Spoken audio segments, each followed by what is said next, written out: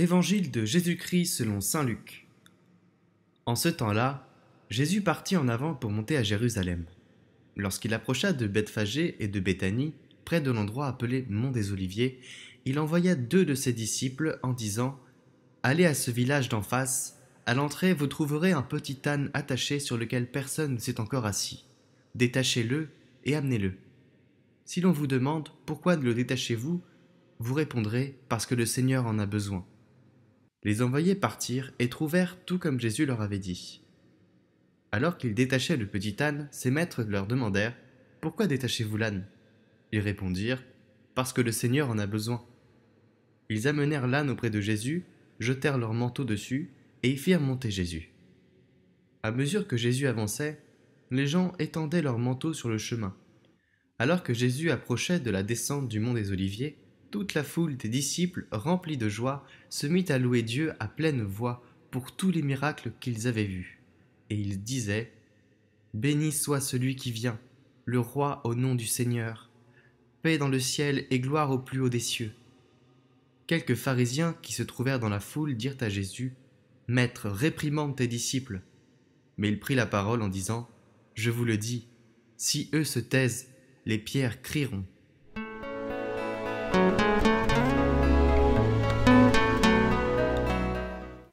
Lecture du livre du prophète Isaïe. Le Seigneur mon Dieu m'a donné le langage des disciples, pour que je puisse, d'une parole, soutenir celui qui est épuisé. Chaque matin, il éveille mon oreille pour qu'en disciple j'écoute. Le Seigneur mon Dieu m'a ouvert l'oreille, et moi, je ne me suis pas révoltée, je ne me suis pas dérobée.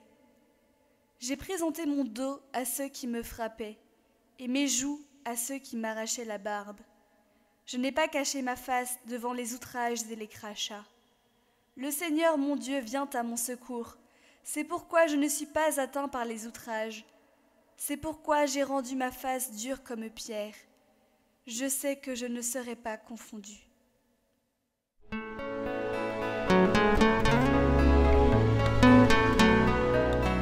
Lecture de la 2e lettre de saint Paul apôtre aux Philippiens.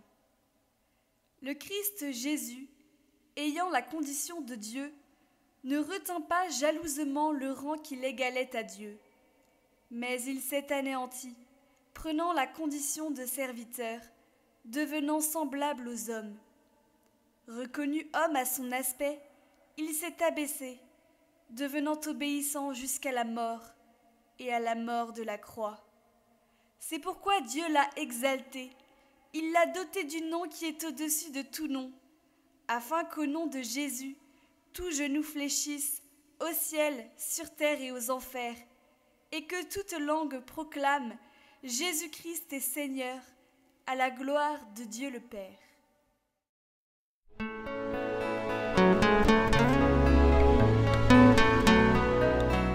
La passion de notre Seigneur Jésus-Christ selon saint Luc. Quand l'heure fut venue, Jésus prit place à table, et les apôtres avec lui. Il leur dit : « J'ai désiré d'un grand désir manger cette Pâque avec vous avant de souffrir. Car je vous le déclare, jamais plus je ne la mangerai jusqu'à ce qu'elle soit pleinement accomplie dans le royaume de Dieu. » Alors, ayant reçu une coupe et rendu grâce, il dit : « Prenez ceci et partagez entre vous. Car je vous le déclare, désormais, jamais plus je ne boirai du fruit de la vigne jusqu'à ce que le royaume de Dieu soit venu. » Puis, ayant pris du pain et rendu grâce, il le rompit et le leur donna en disant : « Ceci est mon corps, donné pour vous. Faites cela en mémoire de moi. » Et pour la coupe, après le repas, il fit de même en disant : « Cette coupe est la nouvelle alliance en mon sang répandu pour vous. Et cependant, voici que la main de celui qui me livre est à côté de moi sur la table. En effet, le Fils de l'homme s'en va selon ce qui a été fixé, mais malheureux cet homme-là par qui il est livré. » Les apôtres commencèrent à se demander les uns aux autres quel pourrait bien être, parmi eux, celui qui allait faire cela. Ils en arrivèrent à se quereller. Lequel d'entre eux, à leur avis, était le plus grand ? Mais il leur dit : Les rois des nations les commandent en maître, et ceux qui exercent le pouvoir sur elles se font appeler bienfaiteurs. Pour vous, rien de tel. Au contraire, que le plus grand d'entre vous devienne comme le plus jeune, et le chef comme celui qui sert. Quel est en effet le plus grand? Celui qui est à table ou celui qui sert? N'est-ce pas celui qui est à table? Eh bien moi, je suis au milieu de vous, comme celui qui sert. Vous, vous avez tenu bon avec moi dans mes épreuves, et moi, je dispose pour vous du royaume, comme mon Père en a disposé pour moi. Ainsi vous mangerez et boirez à ma table dans mon royaume, et vous siégerez sur les trônes pour juger les 12 tribus d'Israël. Simon, Simon, voici que Satan vous a réclamé pour vous passer au crible comme le blé. Mais j'ai prié pour toi, afin que ta foi ne défaille pas. Toi donc, quand tu seras revenu, affermis tes frères. Pierre lui dit, Seigneur, avec toi, je suis prêt à aller en prison et à la mort. Jésus reprit, Je te le déclare, Pierre, le coq ne chantera pas aujourd'hui, avant que toi, par 3 fois, tu aies nié me connaître. puis il leur dit, Quand je vous ai envoyé sans bourse, ni sac, ni sandales, avez-vous donc manqué de quelque chose? ils lui répondirent. Non, de rien. Jésus leur dit, Eh bien maintenant, celui qui a une bourse, qu'il la prenne, de même celui qui a un sac, et celui qui n'a pas d'épée, qu'il vende son manteau pour en acheter une. Car je vous le déclare, il faut que j'accomplisse en moi ce texte de l'Écriture. Il a été compté avec les impies. De fait, ce qui me concerne va trouver son accomplissement. ils lui dirent. Seigneur, voici 2 épées. Il leur répondit. Cela suffit. Jésus sortit pour se rendre, selon son habitude, au mont des Oliviers, et ses disciples le suivirent. Arrivé en ce lieu, il leur dit. Priez pour ne pas entrer en tentation. Puis il s'écarta à la distance d'un jet de pierre environ, s'étant mis à genoux, il priait en disant. Père, si tu le veux, éloigne de moi cette coupe. Cependant, que soit faite non pas ma volonté mais la tienne. Alors, du ciel, lui apparut un ange qui le réconfortait. Entré en agonie, Jésus priait avec plus d'insistance, et sa sueur devint comme des gouttes de sang qui tombaient sur la terre. Puis Jésus se releva de sa prière et rejoignit ses disciples, qu'il trouva endormis, accablés de tristesse. Il leur dit. Pourquoi dormez-vous? Relevez-vous et priez pour ne pas entrer en tentation. Il parlait encore quand parut une foule de gens. Celui qui s'appelait Judas, l'un des 12, marchait à leur tête. Il s'approcha de Jésus pour lui donner un baiser. Jésus lui dit. Judas, c'est par un baiser que tu livres le Fils de l'homme? Voyant ce qui allait se passer, ceux qui entouraient Jésus lui dirent. Seigneur, et si nous frappions avec l'épée? L'un d'eux frappa le serviteur du grand prêtre et lui trancha l'oreille droite. Mais Jésus dit. Restez-en là. Et, touchant l'oreille de l'homme, il le guérit. Jésus dit alors à ceux qui étaient venus l'arrêter, grand prêtre, chef des gardes du temple et anciens, Suis-je donc un bandit pour que vous soyez venus avec des épées et des bâtons? Chaque jour j'étais avec vous dans le temple, et vous n'avez pas porté la main sur moi. Mais c'est maintenant votre heure et le pouvoir des ténèbres. s'étant saisis de Jésus, ils l'emmenèrent et le firent entrer dans la résidence du grand prêtre. Pierre suivait à distance. On avait allumé un feu au milieu de la cour, et tous étaient assis là. Pierre vint s'asseoir au milieu d'eux. Une jeune servante le vit assis près du feu, et le dévisagea et dit. Celui-là aussi était avec lui. Mais il nia. Non, je ne le connais pas. Peu après, un autre dit en le voyant. Toi aussi, tu es l'un d'entre eux.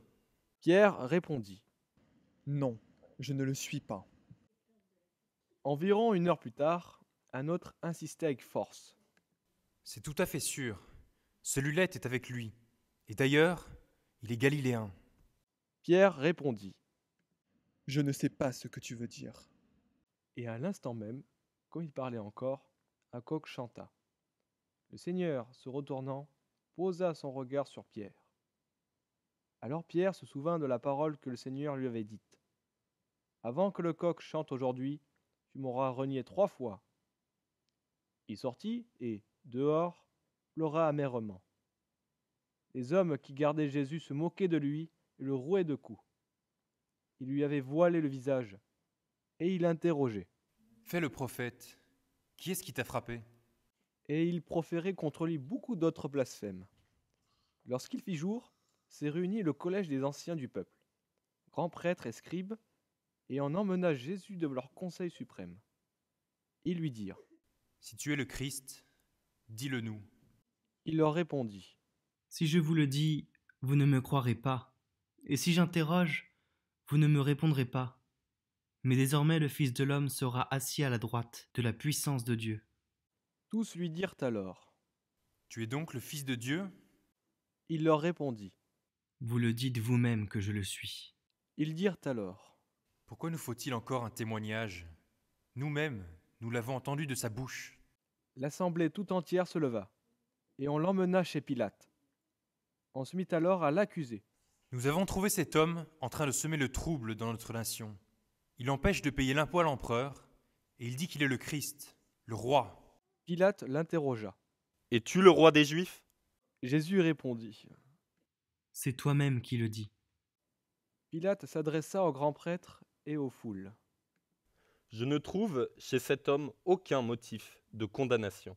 Mais ils insistaient avec force. Il soulève le peuple en enseignant dans toute la Judée. Après avoir commencé en Galilée, il est venu jusqu'ici. À ces mots, Pilate demanda si l'homme était galiléen. Apprenant qu'il relevait de l'autorité d'Hérode, il le renvoya devant ce dernier, qui se trouvait lui aussi à Jérusalem en ces jours-là. À la vue de Jésus, Hérode éprouva une joie extrême. En effet, depuis longtemps, il désirait le voir à cause de ce qu'il entendait dire de lui. Et il espérait lui faire voir un miracle. Il lui posa bon nombre de questions, mais Jésus ne lui répondit rien. Les grands prêtres et les scribes étaient là, et ils l'accusaient avec véhémence.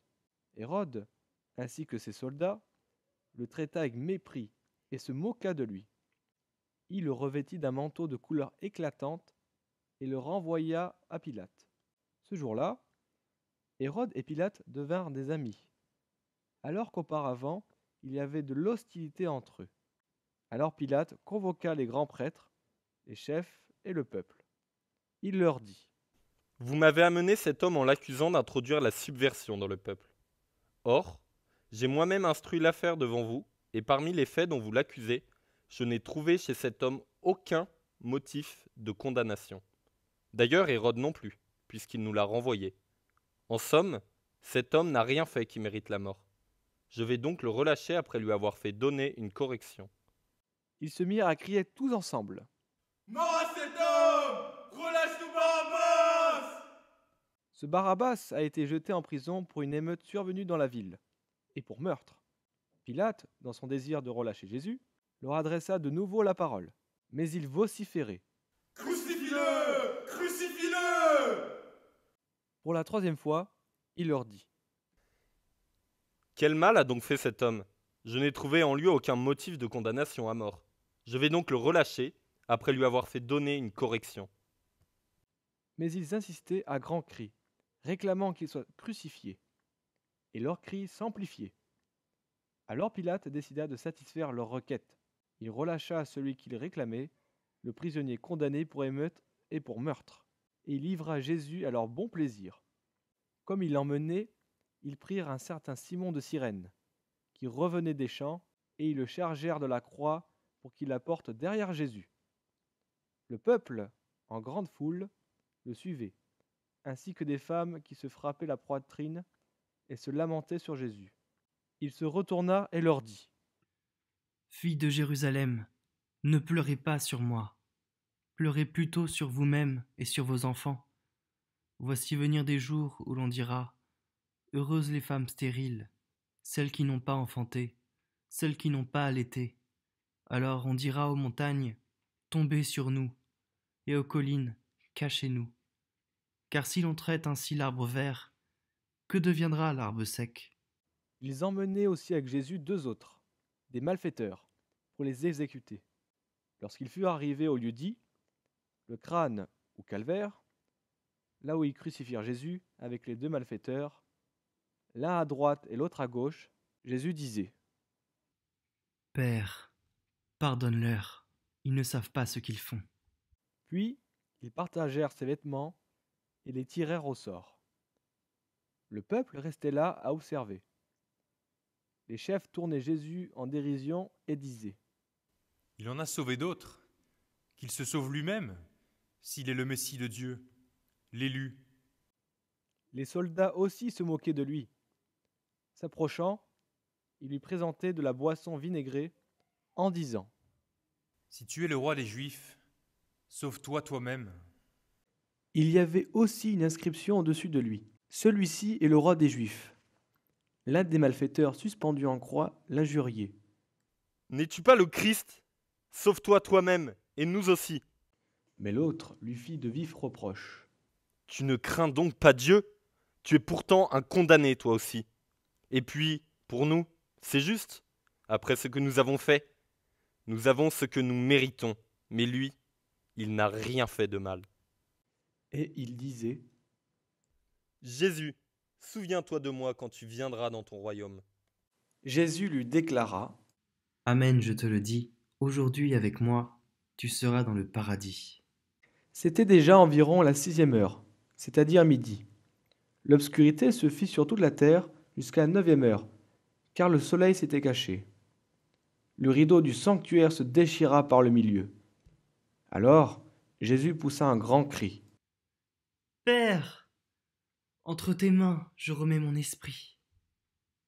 Et après avoir dit cela, il expira. À la vue de ce qui s'était passé, le centurion rendit gloire à Dieu. Celui-ci était réellement un homme juste. Et toute la foule des gens qui s'étaient rassemblés pour ce spectacle, observant ce qui se passait, s'en retournaient en se frappant la poitrine. Tous ses amis, ainsi que les femmes qui le suivaient depuis la Galilée, se tenaient plus loin pour regarder. Alors arriva un membre du conseil nommé Joseph. C'était un homme bon et juste, qui n'avait donné son accord ni à leurs délibérations, ni à leurs actes. Il était d'Arimathie, ville de Judée, et il attendait le règne de Dieu. Il alla trouver Pilate et demanda le corps de Jésus. Puis il le descendit de la croix, l'enveloppa dans un linceul et le mit dans un tombeau taillé dans le roc, où personne encore n'avait été déposé. C'était le jour de la préparation de la fête, et déjà brillaient les lumières du sabbat. Les femmes qui avaient accompagné Jésus depuis la Galilée suivirent Joseph. Elles regardèrent le tombeau pour voir comment le corps avait été placé. Puis elles s'en retournèrent et préparèrent aromates et parfums. Et, durant le sabbat, elles observèrent le repos prescrit.